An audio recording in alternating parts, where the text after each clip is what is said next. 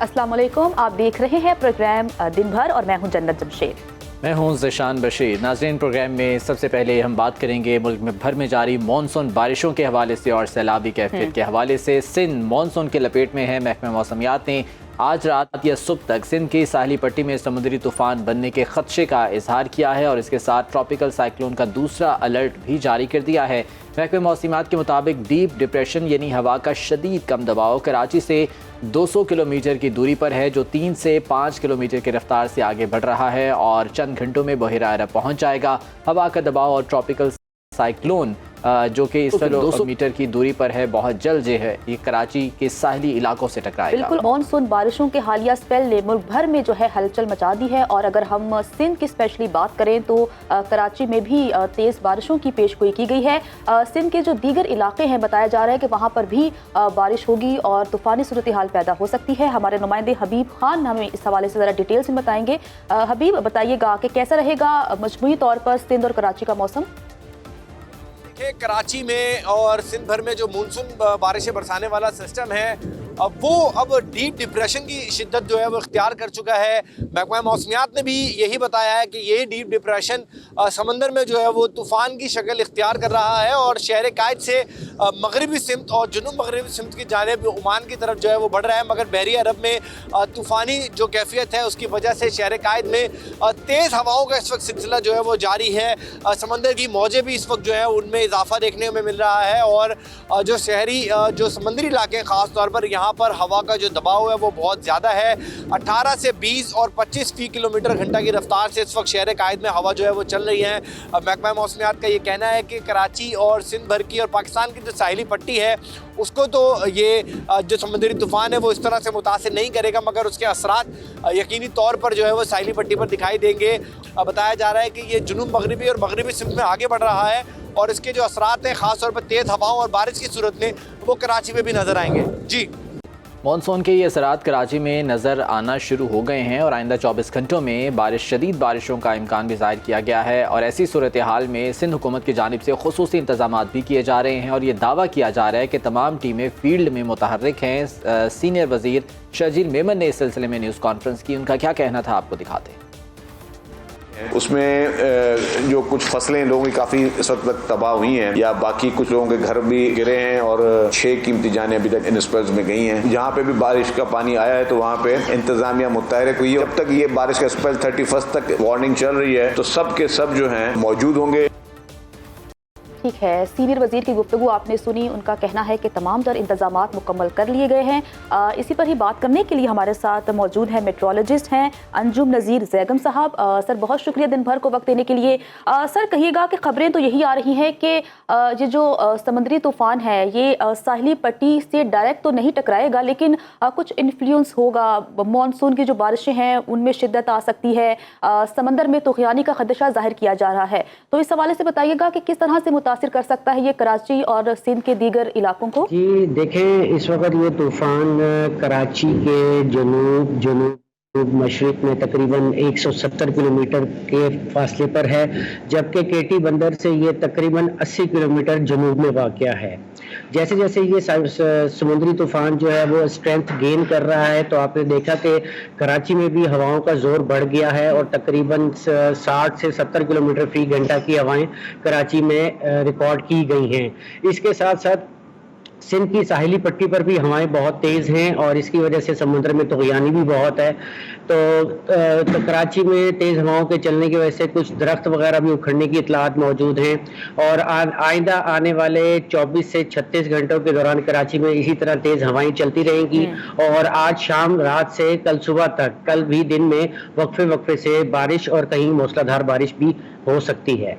अंजुम साहब, ये बताएगा कि कितनी देर इसका असर बरकरार रहेगा, ये जो डीप डिप्रेशन है या ये जो ट्रॉपिकल साइक्लोन है? देखिए, ये अब डीप डिप्रेशन नहीं रहा, अब ये साइक्लोनिक स्टॉर्म या ट्रॉपिकल साइक्लोन असना बन चुका हुआ है। ठीक है जी, और ये तकरीबन 1 सितंबर तक पाकिस्तान के साहिली पानियों में रहेगा और तकरीबन 1 की शाम तक ये बलूचिस्तान के कोस्ट से दूर होता चला जाएगा। ठीक है, और बलूचिस्तान के इजला को भी ये अफेक्ट कर सकता है? جی بالکل، جب یہ کراچی سے آگے کی سمت حرکت کرے گا مغرب کی جانب، تو جو بلوچستان کی ساحلی پٹی ہے جس میں پسنی، گوادر، اورماڑا، حب، سنیانی، یہ وہ علاقے ہیں جہاں پر تیز ہوائیں بھی چلیں گی اور گرج چمک کے ساتھ موسلادھار بارش کا بھی امکان ہے۔ اچھا یہ بتائیے گا کہ اس کا رخ اب کس جانب ہے، کیونکہ اب یہ کہا جا رہا ہے کہ ڈائریکٹلی تو یہ نہیں ٹکرائے گا پاکستان کے ساحلی علاقوں سے؟ جی انیشیلی اس کی جو موومنٹ ہے وہ بٹ نارتھ ویسٹ ہوگی، تھوڑا سا کراچی کے مزید کلوز آئے گا، اس کے بعد پھر اس کی جو موومنٹ ہے اسٹریٹ ویسٹ یا مغرب کی جانب ہو جائے گی اور یہ پروبیبلی عمان کی طرف جائے گا، لیکن ابھی تک اس بارے میں کنسنسس نہیں ہے کہ یہ عمان کے ساحلوں میں پہنچے گا یا اس سے پہلے ہی سمندر میں ختم ہو جائے گا۔ ٹھیک ہے، اور یہ جو مانسون کا اسپیل جاری ہے یہ مزید کتنے روز تک جاری رہے گا اور کتنا افیکٹ کرے گا یہ ان ایریاز کو؟ دیکھیں جی، مانسون کا اسپیل جو ہے وہ تقریباً پورے ملک میں وقفے سے جاری ہے، جس نے 31 اگست تک برقرار رہنا ہے۔ اس کے بعد جو ہے سمندری طوفان ہے اس کا امپیکٹ کچھ ساحلی علاقوں پہ رہے گا، اس کے بعد 3 سے 4 دن کا گیپ ہے، اس کے بعد پھر ایک اور مانسون کا سسٹم جو ہے وہ ایسٹرن سندھ کو متاثر کرے گا۔ ٹھیک ہے، یہ مانسون کا اسپیل 31 اگست تک جاری رہے گا۔ بہت شکریہ، ہمارے ساتھ انجم نذیر زیغم صاحب تھے، اور یہ جو ٹراپیکل سائیکلون اس وقت سندھ کے سارے علاقوں کے جانب بڑھ رہا ہے اس بارے میں بات کر رہے تھے۔ ناظرین، مانسون بارشوں کے حوالے سے ہی بات کر لیتے ہیں کہ حالیہ اسپیل نے ملک بھر میں جو ہے وہ ہلچل مچا دی ہے۔ دیر بالا میں مکان پر مٹی کا تودا گرنے سے 12 افراد جان کی بازی ہار گئے۔ جاں بحق افراد کا تعلق ایک ہی خاندان سے بتایا جا رہا ہے۔ دوسری جانب بلوچستان حکومت نے 10 اضلاع کو آفت زدہ قرار دے دیا ہے۔ نوٹیفیکیشن کے مطابق کلات، زیارت، صحبت پور، لسبیلا، آباران اور کچھی آفت زدہ علاقوں میں شامل ہیں۔ جعفر آباد، اوسطا محمد، لورالائی اور چاغی بھی آفت زدہ اضلاع میں شامل ہیں۔ پی ٹی ایم اے نے تمام متعلقہ انتظامیہ کو اقدامات اٹھانے کی ہدایت کر دی ہے۔ خیبر پختونخوا کی اگر بات کریں تو پشاور کے علاقے دیر بالا میں افسوسناک ایک واقعہ پیش آیا۔ مٹی کا تودا گرنے سے ایک ہی خاندان کے 12 افراد جاں بحق ہو گئے۔ کاشف عزیز ہمارے ساتھ موجود ہیں، ان سے مزید جان لیتے ہیں۔ کاشف بتائے گا، مختلف حادثات بارش کی وجہ سے پیش آ رہے ہیں، مجموعی صورتحال کیا ہے؟ ملک کے دیگر حصوں کی طرح خیبر پختونخوا میں بھی تیز بارشوں اور سیلاب کی وجہ سے کافی زیادہ نقصان ہوا ہے۔ اگر ہم خصوصاً بات کر لیں خیبر پختونخوا کے بالائی اضلاع کی تو وہاں پر کافی زیادہ نقصان پہنچا ہے۔ پی ڈی ایم اے رپورٹ کے مطابق دیر اپر میں تیز بارش کی وجہ سے گھر کی چھت منہدم ہونے سے 12 افراد جاں بحق ہوئے ہیں۔ جاں بحق افراد میں ایک مرد، 3 خواتین اور 8 بچے شامل ہے، یہ پی ڈی ایم اے کا کہنا ہے۔ اور اس کے ساتھ پی ڈی ایم اے نے ضلعی انتظامیہ کو ہدایت بھی کی ہے کہ جلد از جلد ان کو امدادی ریلیف جو ہے وہ دیا جائے۔ اگر ہم بات کر لیں تو خیبر پختونخوا کے پہاڑی علاقوں میں لینڈ سلائیڈنگ کی وجہ سے کافی مقامات پر روڈیں جو ہیں وہ مکمل طور پر ٹریفک کے لیے بند کر دی گئی ہیں۔ اگر ہم ضلع دیر کی بات کر لیں تو دیر اپر میں تل سے کمراٹ روڈ جو ہے وہ مکمل طور پر ٹریفک کے لیے بند کر دیا گیا ہے۔ پی ڈی ایم اے نے اس سے پہلے بھی اعلامیہ جاری کیا تھا اور ضلعی انتظامیہ کو ہیوی مشینری کے ذریعے سے روڈوں کی جلد از جلد کھولنے کی ہدایت بھی کی گئی ہے۔ جی ٹھیک ہے، کاشف عزیز ہمیں پشاور کی صورتحال کے حوالے سے بتا رہے تھے۔ کوئٹہ کا رخ کرتے ہیں جہاں پر جھل مغزی میں اس وقت سیلابی صورتحال ہے، وہاں پر کیا انتظامات کیے جا رہے ہیں؟ محب اللہ ہمارے ساتھ موجود ہیں، وہ ہمیں بتائیں گے۔ محب بتائیے گا کہ جو شاہراہیں بند کی گئی تھی سیلابی صورتحال کی وجہ سے، کیا انہیں کھولنے کا سلسلہ شروع ہوا یا نہیں؟ پاکستان کے مختلف اضلاعوں میں بارشوں کے باعث جو ہے اب سیلابی صورتحال جو ہے وہ پیدا ہو گئی ہے۔ اور اگر ہم لوگ بات کریں تو محکمہ پی ڈی ایم اے کے مطابق کہ بلوچستان میں جو ہے بارشوں سے اب تک 29 افراد جاں بحق جبکہ 15 افراد زخمی ہو چکے ہیں۔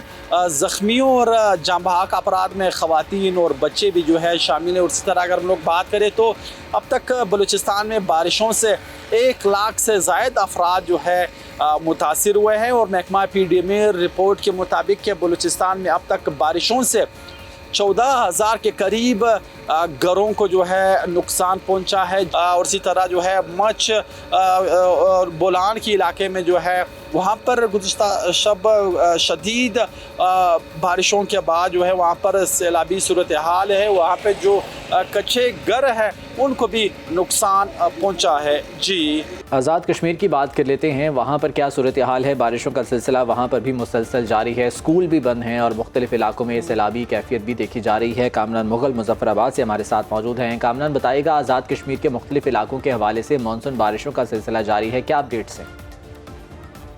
कश्मीर के दारुल-हुकूमत समेत बेशतर इलाकों में जो है बारिश का सिलसिला वक्फे से जारी है। और अगर बात की जाए दारुल-हुकूमत मुज़फ़्फ़राबाद के अलावा वादी नीलम, वादी लीपा, हवेली, कोयटा, इसके अलावा ज़िला बाग, रावलाकोट, पुंछ और इसी तरह कोटली, मीरपुर में भी मूसलाधार बारिश का सिलसिला जारी है, जिसमें नदी नालों में जिसके बायस जो है तूफ़ानी देखने को आ रही है। और महकमा मौसमियात ने जो बारिशों का सिलसिला ये 31 से 2 सितंबर तक जारी रहने का भी इम्कान ज़ाहिर किया है, जिसके तनाज़ुर में STMA की जानिब से खुसूसी तौर पर इमरजेंसी कंट्रोल रूम कायम किए गए हैं ताकि लोगों को जो है बर वक्त जो है उनकी मदद की जा सके और अमदादी कार्रवाइयाँ की जा सकें। चूँकि बारिश के दौरान मुतअद्दिद मकामात पर लैंड स्लाइडिंग के साथ साथ जो है नदी नालों में तूफ़ानी और दरियाओं में तूफ़ानी का ख़तरा मौजूद है। जी, दरियाओं में तूफ़ानी का ख़तरा अब भी मुज़फ़्फ़राबाद में मौजूद है। आगे बढ़ते हैं और हज़रों से आपको बताते हैं कि वहाँ पर दरियाए सिंध में सैलाबी सूरत हाल है, जबकि पुलिस स्टेशन की 2 मंजिला इमारत जो है वो ख़तरा बन चुकी है। क्या सूरत हाल है वहाँ पर? हमारे नुमाइंदे इस्माइल खान हमें बताएंगे। इस्माइल, बताइएगा।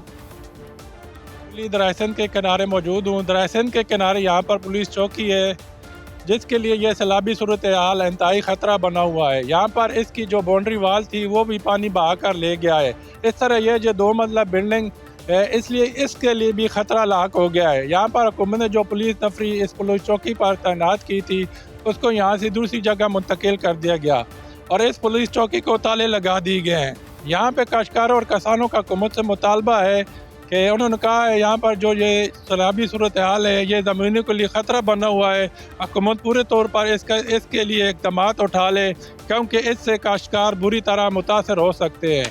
ठीक है, हमारे नुमाइंदे हमें बता रहे थे कि पुलिस स्टेशन की 2 मंजिला जो चौकी है वो इमारत के लिए ख़तरा बन चुकी है। इस्माइल खान, आपका बहुत शुक्रिया। नाज़रीन, अब प्रोग्राम में आगे बढ़ते हैं और बात कर लेते हैं बलूचिस्तान की मौजूदा सूरत हाल के हवाले से कि 26 अगस्त बलूचिस्तान की तारीख का बदतरीन जो है वो दिन था। सिक्योरिटी फोर्सेस और शहरियों पर बैक वक्त हमले और फायरिंग से 54 अफराद जान की बाजी हार गए। इन मुनज़्ज़म हमलों के पीछे साजिश क्या थी ये तो वाज़ेह हो गया, जबकि दूसरी जानिब दहशतगर्दी के वाक़यात ने रियासती कमज़ोरी का भी पर्दा चाक कर दिया है। इंतशार के शिकार सूबे में सिलसिलावार दहशतगर्द हमलों ने पूरे मुल्क को हिला कर रख दिया है, जबकि अस्करियत पसंदों ने बसों से मुसाफिरों को उतार कर उनके शनाख्ती कार्ड चेक करके उन्हें कत्ल किया। बलूचिस्तान के कलदम अलहदगी पसंद ग्रुप ने हमलों की जिम्मेदारी कबूल की। एक जानिब जहां इन पुरतशद्दुद हमलों ने अलहदगी पसंदों की जानिब से बड़ी कार्रवाइयों की सलाहियतों की निशानदही की, वहीं दूसरी जानिब ये KP से बलूचिस्तान तक फैले हुए संगीन सिक्योरिटी चैलेंजेस से निपटने में रियासत की नाकामी पर भी सवालात उठ गए हैं। जी हाँ, वज़ीर-ए-आज़म शहबाज शरीफ आज वफाकी काबीना के इजलास में मौजूद थे। उन्होंने इस हवाले से गुफ्तगू भी की, जबकि कोयटा का भी उन्होंने दौरा किया था और वहाँ पर एपेक्स कमेटी के इजलास की भी सदारत की थी। आज काबीना के इजलास में गुफ्तगू करते हुए उनका इस हवाले से क्या कहना था, आपको वो दिखा दें। उनके दुश्मन मुखालिफ हैं, उनके साथ किसी किस्म की बातचीत का सवाल नहीं पैदा होता। बाज़ नौजवानों को जिस तरह उनको डिट्रैक्ट किया जा रहा है एक मुख्तलिफ नैरेटिव के ज़रिए, उनको मेन स्ट्रीम में लाने के लिए हमें काफ़ी करनी चाहिए और बिल्कुल इसमें कोई दो राय नहीं। बलूचिस्तान में एक अलहदगी तहरीक जो है वो चल रही है। मैं समझता हूँ कि वहाँ पर जो दूसरे ज़ुमात है पोलिटिकल पार्टीज़ के, फिर उनके साथ भी हमारा सेशन हुआ और जनरली बहुत अच्छी गुफ्तगू हुई।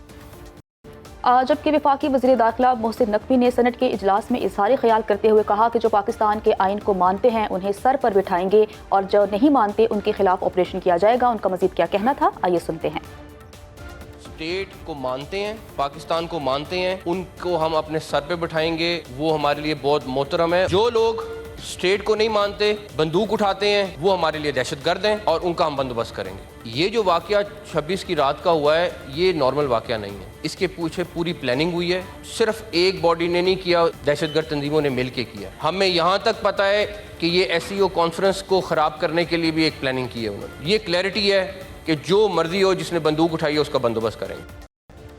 تو اس پر بات کرنے کے لیے ہمیں جوائن کیا ہے سید محمد علی صاحب نے، ماہر ہیں قومی سلامتی امور کے۔ سید محمد علی صاحب بہت شکریہ دن بھر کو وقت دینے کے لیے۔ سر، آپ بلوچستان کی صورتحال سے باخبر ہیں، اگر ہم موجودہ بلوچستان کی صورتحال پر بات کریں تو ماضی میں ہم نے دیکھا ہے کہ شدت پسندی عروج پر رہی ہے، وہاں پر فوجی آپریشنز بھی کیے گئے، مذاکرات کی کوشش بھی کی گئی جو کہ کامیاب نہیں ہو سکی۔ یہ دونوں جو ہیں چیزیں کر لی گئیں، لیکن اس کے بعد بھی بلوچستان میں امن قائم نہ ہو سکا، تو بلوچستان کے مسئلے کا حل ہے کیا؟ بہت شکریہ جی۔ میں سمجھتا ہوں دیکھیں اس دفعہ جو ہے ہماری چونکہ تاریخ جو ہے وہ بڑی طلاقوں خیز رہی ہے، اور یقینی طور پہ ہم نے اپنے جو تلخ تجربات ہیں ان سے بھی ریاست نے بھی تجربہ اور سبق حاصل کیا ہے۔ تو اس وقت جو اپروچ ہے وہ کافی محتاط بھی ہے اور ہمہ جہت بھی ہے اور دور اندیشی پہ بھی مبنی ہے۔ دیکھیں بلوچستان کے اندر 3 طرح کے لوگ رہتے ہیں۔ پہلی بات یہ ہے کہ تقریباً 43% پاکستان کا رقبہ بلوچستان میں ہے جی، تو نصف سے تھوڑا سا کم، لیکن بلوچستان کے 99% لوگ جو ہے پاکستان سے محبت کرتے ہیں، مخلص ہیں اور اپنا مستقبل جو ہے پاکستان سے ہی جوڑتے ہیں۔ دوسرے تقریباً 1% لوگ ایسے ہیں جو سمجھتے ہیں کہ ان کو احساس محرومی ہے اور کچھ مسائل ہیں، اور وہ آئین اور قانون کے دائرے میں رہتے ہوئے اپنے حقوق حاصل کرنا چاہتے ہیں، جو کہ ان کا سیاسی اور اخلاقی حق ہے۔ اور میں سمجھتا ہوں اسی اعتبار سے وزیر اعظم نے جو بات کی وہ بہت خوش آئند ہے کہ ان کے ساتھ بات کی جائے۔ اگر ان کے لیے کوئی پیکج کا اعلان کیا جاتا ہے، یا خاص طور پہ جو یوتھ ہے بلوچستان کا، ان کو اپرچونٹی دی جاتی ہے کہ وہ مثبت انداز میں اپنی مستقبل کو بھی بہتر بنا سکیں، اپنے خاندانوں کی خوشحالی کا سفر بھی شروع کر سکیں اور پاکستان کی ترقی میں اپنا حصہ بھی ڈال سکیں، تو یہ بڑی اچھی بات ہے۔ البتہ جو تیسرا تقریباً چند 100 یا 1000 لوگ ہیں جو کہ ملک دشمن ایجنڈے کے تحت دوسروں سے فنڈنگ لے کے دوسرے ممالک میں جا کے دہشت گردی کی ٹریننگ حاصل کرتے ہیں اور پاکستان کے اندر کی ترقی اور خوشحالی کے سفر کو نقصان پہنچانا چاہتے ہیں، تو میں سمجھتا ہوں کہ یہ اچھی بات ہے کہ ہماری سیاسی اور فوجی قیادت ایک پیج پہ یہ سمجھتی ہے کہ ان کے ساتھ کوئی رعایت نہیں برتی جائے گی، اور وہ جو لوگ ملک دشمن عناصر کے ایجنڈے کو ملک میں آگے بڑھانے کی کوشش کر رہے ہیں ان کو ناکام بنایا جائے گا، ایکسپوز کیا جائے گا۔ انٹرنلی چیلنجز درپیش ہیں، ڈیفینیٹلی اس کو تو سیاسی اور عسکری قیادت مل کر جو ہے وہ ایڈریس بھی کر رہی ہے، اور امید یہ کرتے ہیں کہ وہ حل ہو جائیں گے۔ لیکن علیحدگی پسند تنظیمیں بلوچستان کی یا جو ایکسٹریمسٹ گروپ ہیں انہیں فورن فنڈنگ بھی مل رہی ہے، اور ہم سب جانتے ہیں کہ سی پیک دشمن کی آنکھوں میں کھٹکتا ہے، اسے نشانہ بنانے کی کوشش کی جاتی ہے، پاک چین دوستی اس کو نشانہ بنانے کی کوشش کی جاتی ہے۔ آج محسن نقوی صاحب نے سینٹ میں یہ بات کی کہ شنگھائی تعاون تنظیم کا جو اجلاس ہے اس سے پہلے اس طرح کی کارروائی ہونا یقیناً یہ ایک بہت بڑی سازش ہے۔ تو ان معاملات کو نمٹنے کے لیے ان کے حل کے لیے کیا اقدامات اٹھانے کی ضرورت ہے ابھی؟ دیکھیے اس میں جس طرح آپ نے حوالہ دیا یہ ایک حقیقت ہے کہ دنیا کا جو نظام میں تبدیلی آ رہی ہے اس میں بلوچستان کی بہت امپورٹنٹ جیو اسٹریٹجک اہمیت ہے، اور جو دشمن ہیں ہمارے وہ یقینی طور پہ یہاں سلامتی و ترقی نہیں چاہتے، اس لیے ہم سمجھتے ہیں کہ سفارتی سطح پہ بھی یہ جو سازشیں ہیں اور ان کے جو ثبوت اور شواہد ہم حاصل کر رہے ہیں ان کو عالمی فورمز پہ لانا اور اپنے دشمنوں کو بے نقاب کرنا ہماری سفارتی اور انفارمیشن ڈومین کی بھی ایک بہت امپورٹنٹ ذمہ داری ہے۔ دوسرا معاملہ یہ ہے کہ جس طرح آپ کو یاد ہوگا کہ کلبھوشن یادیو بھی آپ نے بلوچستان سے ہی پکڑا تھا کہ جی بھارت کا ایک سرونگ آفیسر ہے جو کہ جس کی ڈیوٹی لگی ہوئی تھی کہ بلوچستان میں دہشت گردی کو پھیلائے، تو اس بیانیے کو بھی عالمی سطح پہ مسلسل برقرار رکھنا ضروری ہے۔ تیسری بات یہ ہے کہ ہم جو نوجوان ہیں ان کو اگر کوئی خدشات ہیں، دکھ ہے، تکالیف ہیں تو اس کا بداوا کیا جائے، اور سب سے امپورٹنٹ بات قومی قیادت کے ساتھ ساتھ جو صوبائی حکومت ہے اس کی بھی ذمہ داری ہے کہ وہ اپنے ضلعوں میں اپنے قبائل میں ہر بلوچ کے گھر تک پہنچیں، اس کو امید دلائیں، اس کے دکھ درد کو بانٹیں، اس کو بلوچستان کی ترقی میں حصے دار بنائیں اور اس میں اس کا فائدہ ہونا چاہیے۔ لیکن جو دہشت گرد ہیں جو کہ پاکستان کے اندر ترقی اور خوشحالی کے دشمن ہیں، میں سمجھتا ہوں کہ یہ بڑی اچھی بات ہے کہ ہماری سول اور ملٹری قیادت ایک پیج پہ ہے اور وہ مل کر ان کا ایک جامعہ حکمت عملی کے تحت فیصلہ کن خاتمہ چاہتی ہے۔ ٹھیک ہے، فیصلہ کن جو ہے اب خاتمہ ہونا چاہیے ان عناصر کا جو کہ بلوچستان میں دہشت گردی کو فروغ دیتے ہیں۔ سید محمد علی صاحب ہمارے ساتھ موجود تھے۔ سر بہت شکریہ پروگرام میں آنے کے لیے۔ واپس آئیں گے ایک بریک کے بعد، ہمارے ساتھ رہیے۔ بریک کے بعد آپ کو ویلکم کہتے ہیں۔ ناظرین، لاہور ٹریفک پولیس نے ایک بار پھر کم عمر ڈرائیورز اور بغیر لائسنس ڈرائیونگ کرنے والوں کے خلاف کارروائیوں کا آغاز کر دیا ہے۔ لاہور ٹریفک پولیس نے رواں سال میں کم عمر ڈرائیونگ پر 4505 مقدمات درج کیے۔ لاہور کی ٹریفک پولیس نے گزشتہ 8 ماہ کے دوران بغیر لائسنس ڈرائیونگ کرنے والوں کے خلاف 3,52,488 چالان کیے۔ سی ٹی او لاہور عبارہ اطہر کا کہنا ہے کہ لاہور میں نا تجربہ کار ڈرائیونگ کے باعث شہریوں کی جانوں اور گاڑیوں کا بھی نقصان ہو رہا ہے، جس کی وجہ سے لاہور میں بغیر لائسنس ڈرائیونگ کرنے پر جرنل ہولڈ اپ کیا گیا ہے۔ آج سے ایک بار پھر کم عمر ڈرائیورز کی گاڑیاں بند ہوں گی، بلکہ موٹر سائیکل کو تھانوں میں بند کرنے کا حکم دیا گیا ہے۔ بغیر لائسنس ڈرائیونگ پر 2,000 روپے بھی ہوگا، اور اس سلسلے میں باقاعدہ طور پر اب کارروائی بھی کی جا رہی ہے۔ اسی بارے میں بات کرنے کے لیے ہمارے نمائندے مرزا رمضان بیگ ہمارے ساتھ اسٹوڈیوز میں موجود ہیں، جبکہ عمارہ اطہر صاحبہ بھی ہمارے ساتھ موجود ہوں گی، ان سے بھی اس حوالے سے بات کریں گے۔ رمضان بیگ صاحب، یہ پہلے بھی اس حوالے سے ایک باقاعدہ کیمپین شروع کی گئی تھی اور جرمانے بھی کیے گئے، چالان کیے گئے، پھر کچھ فیسیلیٹیشن سینٹرز بھی لاہور میں جو ہے وہ بنائے گئے تاکہ زیادہ سے زیادہ لوگ اپنا ڈرائیونگ لائسنس حاصل کر سکیں۔ کتنا فائدہ اس سے ہوا تھا، اور اب یہ جو دوبارہ کارروائی کا آغاز کیا گیا ہے یہ کب تک جو ہے وہ جاری رہے گا؟ جی بہت شکریہ۔ پہلی بات تو یہ ہے کہ پہلے بھی اس حوالے سے کریک ڈاؤن گائے بگائے ہوتا رہا ہے، لیکن آج سے باقاعدہ طور پر اس کے خلاف ایک بڑا کریک ڈاؤن کیا جا رہا ہے، اور سی ٹی او لاہور کی جانب سے تمام جو سرکل انسپیکٹر ہیں، ڈی ایس پی، ان کو ہدایات بھی جاری کر دی گئی کہ کم عمر ڈرائیور، ظاہر سی بات ہے ایک جو کم عمر ڈرائیور ہوتا ہے ایک تو اس کا لائسنس نہیں بنا ہوتا، کیونکہ 18 سال سے کم عمر کے جو لوگ ہیں یا بچے ہیں ان کا لائسنس نہیں بنا، تو ظاہر ہے جب وہ سڑکوں پہ آئیں گے تو یا وہ خود فٹ پاتھ سے ٹکرائیں گے، یا کوئی گاڑی ان کو کچل دے گی، یا وہ کسی بھی حادثے کا سبب بنتے ہیں۔ اس حوالے سے پہلے بھی کریک ڈاؤن کیے جاتے رہے، آج تو پھر جو سرکل آفیسر ان کو ہدایت کی گئی ہے کہ کم عمر ڈرائیور جن کے پاس لائسنس نہیں ہے ان کے خلاف ایک تو مقدمات درج کیے جائیں، سیکنڈلی ان کی جو موٹر سائیکل ہے وہ بھی بند کی جائیں تھانوں میں۔ تو آپ نے دیکھا ہوگا کہ 8 ماہ کے دوران 4500 کے قریب اب بات کنٹینیو کیجیے گا۔ ہمارا اطہر صاحبہ بھی موجود ہیں، انہیں بھی شامل گفتگو کر لیتے ہیں۔ ہمارا صاحبہ بہت شکریہ آپ کے وقت کا۔ یہ بڑی اچھی بات ہے کہ کم عمر ڈرائیورز کے خلاف اور جن کے پاس لائسنس نہیں ہے ان کے خلاف جو ہے یہ کریک ڈاؤن کیا جا رہا ہے۔ جو پہلے اس حوالے سے کیمپین شروع کی گئی تھی، کارروائی شروع کی گئی تھی، اس کے بعد آپ کتنا ڈفرنس دیکھ رہی ہیں ابھی؟ دیکھیں ہمارے پاس جو لاسٹ ایئر سے شروع ہوئی یہ ہماری جو کاروائی تھی اور کیمپین تھی اگینسٹ انڈر ایج ڈرائیور، وہ بہت زیادہ سکسیسفل اس طرح کہ ہمارے پاس ایف آئی آر کی وجہ سے تقریباً ہماری 10,000 ایف آئی آر بچوں کے اوپر رجسٹر کی گئی، جس کی وجہ سے بہت بڑا وہ ڈیٹرنس اس سے کریٹ ہوا، اور بہت زیادہ جو ظاہر پیرنٹس بھی کیئرفل ہو گئے اور بچے خود بھی ظاہر کیئرفل ہو گئے، اور پھر انہوں نے یہ چیز نہیں کی۔ ابھی آفٹر فیو منتھس میں سمجھتی ہوں کہ ظاہر ہے دوبارہ سے یہ ایک نیڈ ہماری ارائز ہوئی جب سے اسکول اور کالجز کھلے ہیں، اور اب ہم نے دوبارہ سے اس کیمپین کو سٹارٹ کیا ہے، اور انڈر ایج ڈرائیور جو ہیں ہم ان پہ فوکس کر رہے ہیں، اور انفیکٹ میں کہوں گی کہ جو بھی لائسنس کے بغیر روڈ پہ ہے وہ قانونی طور پہ وہ ایک کرائم کر رہا ہے، اور بغیر لائسنس کے آپ سڑک پہ نہیں آ سکتے۔ تو وہ چاہے بچہ ہے، چاہے وہ 40 سال کا ہے، وہ جس مرضی عمر کا ہے، اس نے لائسنس کیری کرنا ہے۔ تو اس میں وہ ظاہر ہے وہ ساری چیزیں کور ہو جاتی ہیں، اور اس میں جو بیسک ایکشن ہم لیتے ہیں ان کے اگینسٹ وہ ایف آئی آر رجسٹریشن ہے۔ تو وہ ہماری دوبارہ سے کیمپین سٹارٹ ہو گئی ہے۔ پچھلی کیمپین کا اچھا رزلٹ آیا تھا، ایز ان بہت سارا ہمارا بیک لاگ نکلا، بہت سارے لوگوں نے آپ نے دیکھا ہوگا۔ جیسا کہ آپ کہہ رہی ہیں کہ ایف آئی آر درج ہوگی، گاڑی یا بائک کو بند کر دیا جائے گا، مزید کیا سزا ہو سکتی ہے؟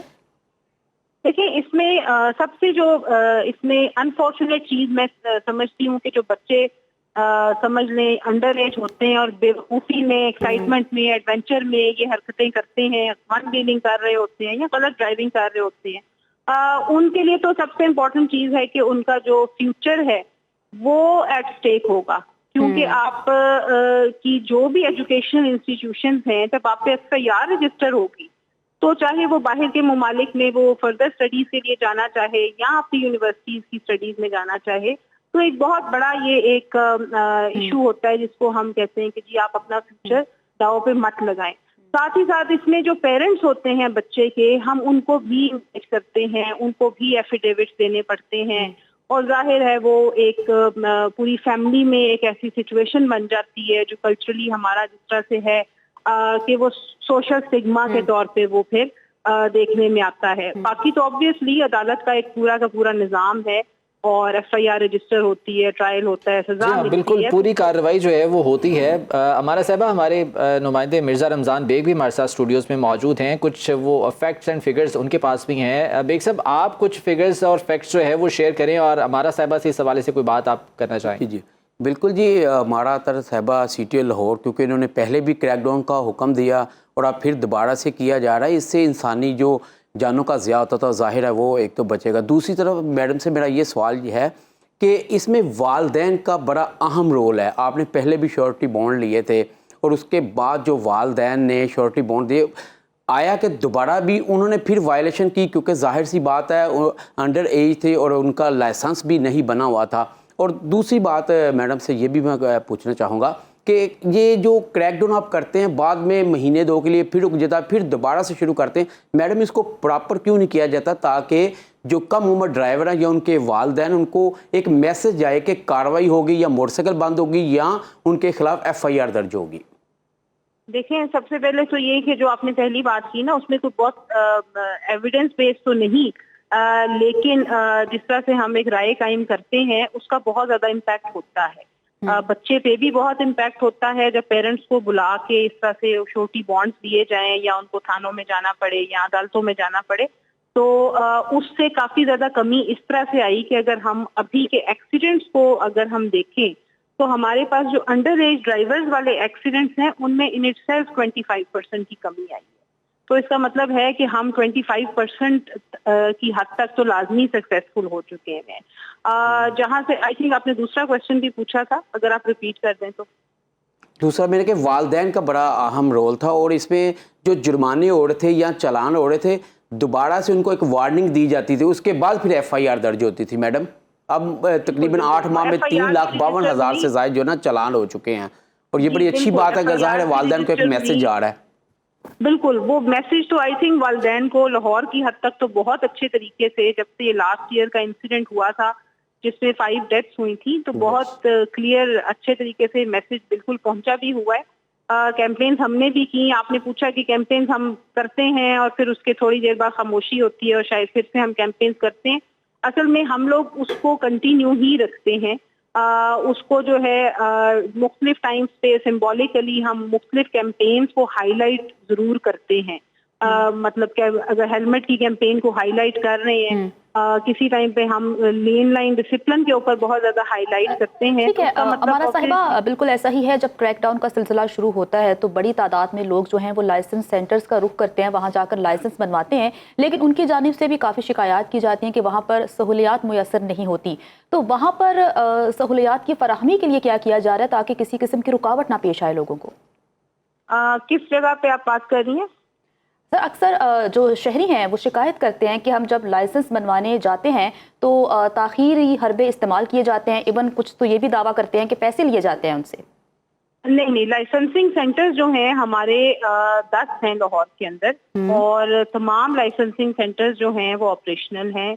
उसमें हर चीज रिकॉर्डेड है। उसके अंदर जितने भी लाइसेंसिंग सेंटर्स हैं they are all covered with cameras.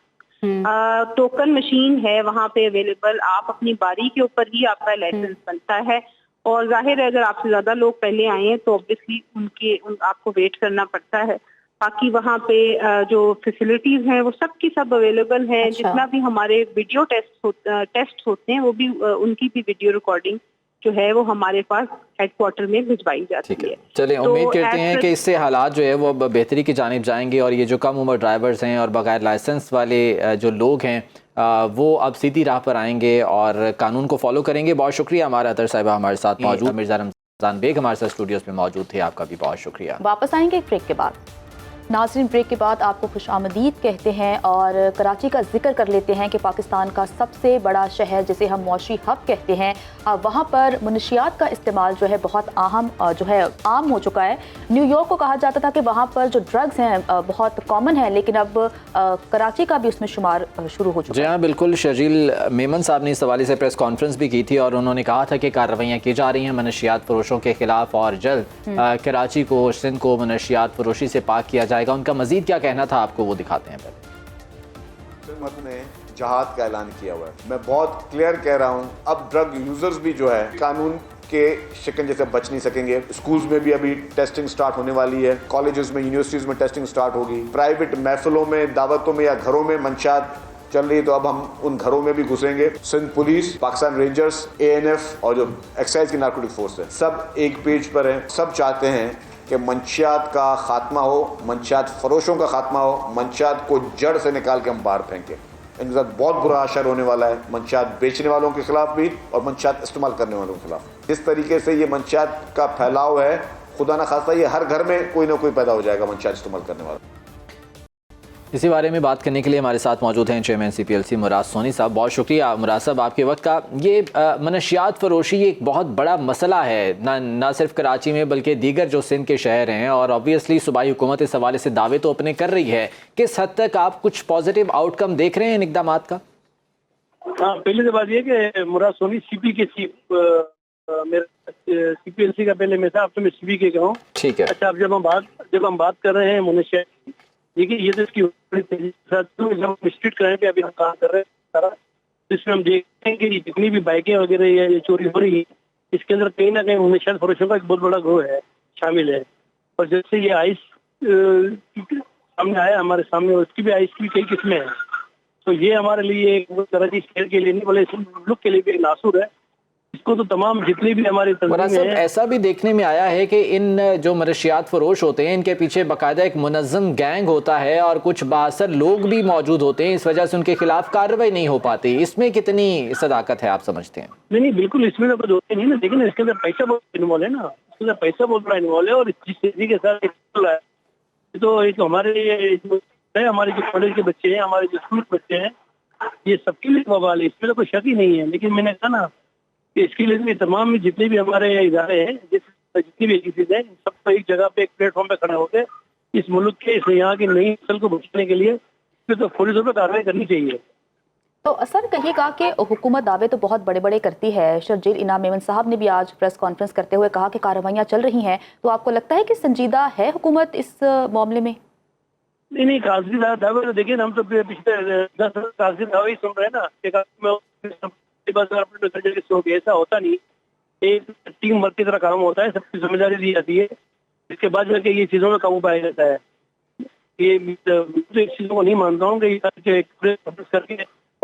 इसमें एक सबसे बड़ा मसला ये है कि तालीमी इदारों में इसका जो है वो बहुत ज़्यादा इस्तेमाल होता है और जो मनशियात फरोश हैं वो तालीमी इदारों को ही टारगेट करते हैं। तो ऐसी आप समझते हैं कि तालीमी इदारों में भी कैंपेन की ज़रूरत है कि लोगों को, बच्चों को, स्पेशली स्टूडेंट्स को आगाही दी जा सके? सर हमने तो ANF है जो जिसकी जिम्मेदारी ये जा रहा है, इसको तो हमने 10 साल पहले ही ब्रिगेडियर साहब से, उनसे हमारी बात हुई थी कि हर कॉलेज यूनिवर्सिटी के अंदर, ये 10 साल पुरानी बात कर रहा हूँ, हम आज आप बात कर रहे हैं ना, हमने 10 साल पहले उनको कहा था कि हर कॉलेज यूनिवर्सिटी के ऊपर कमेटी बनाई जाए जो प्रिंसिपल और सीनियर टीचर्स के हो, क्योंकि बच्चों को सबसे ज्यादा वो ऑब्जर्व कर सकती है कि बच्चे की एक्टिविटीज क्या है। ये अब भी मौका, हम कह रहे हैं कि अभी भी मौका है कि हमें ये यकजा होकर और तमाम इदारों को, ठीक है, यकजा होने की जरूरत है। कार्रवाई संजीदा तरीके से होगी तो डेफिनेटली इसको काबू किया जा सकता है। मुराद सोनी साहब हमारे साथ मौजूद थे और इस हवाले से गुफ्तगू कर रहे थे। नाज़रीन, आज के प्रोग्राम से इतना ही। खुदा हाफिज़।